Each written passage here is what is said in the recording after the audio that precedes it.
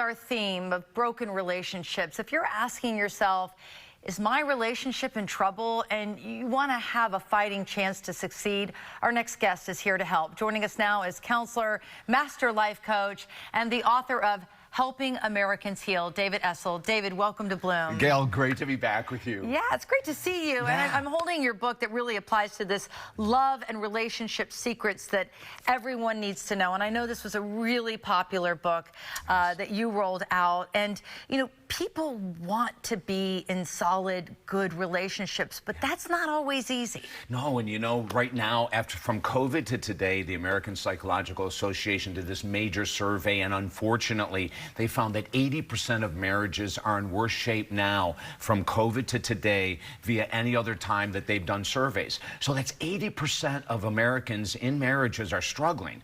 And now the good news is there's ways out of it, you know, but if you're commiserating with your friends and talking to your friends about how tough things are, things are going to get tougher. So we've got ideas, though, on how to help people break through.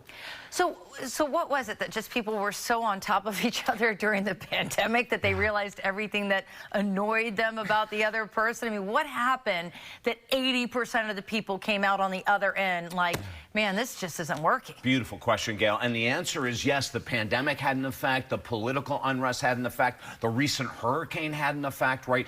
But it was all unveiling things that had been there that had never been taken care of.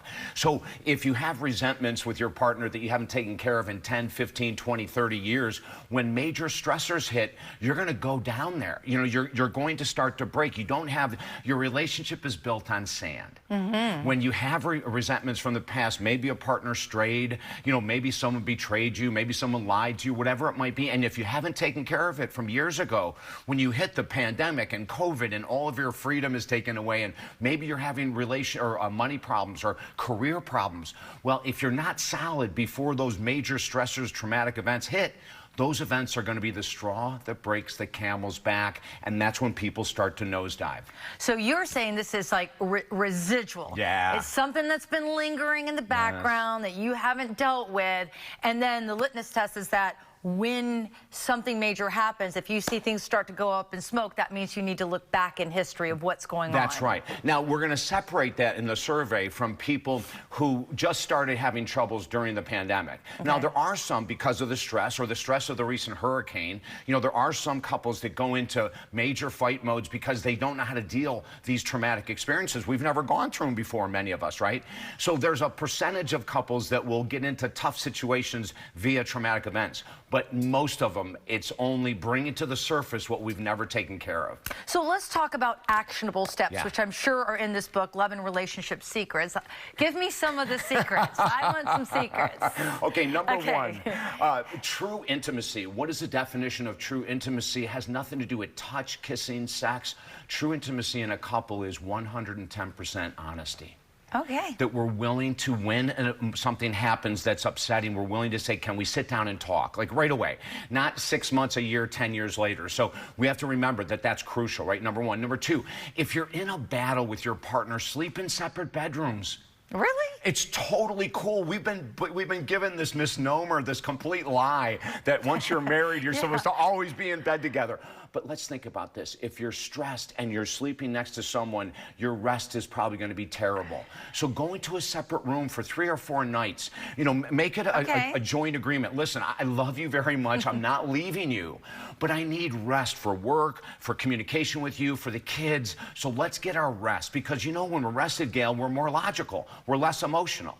So that's a huge one. Of course, getting help with a professional counselor is numero uno. Okay. Now, I do it differently. You know, I started counseling 43 years ago, and in 1996, I shattered marriage counseling. I will not work with couples together.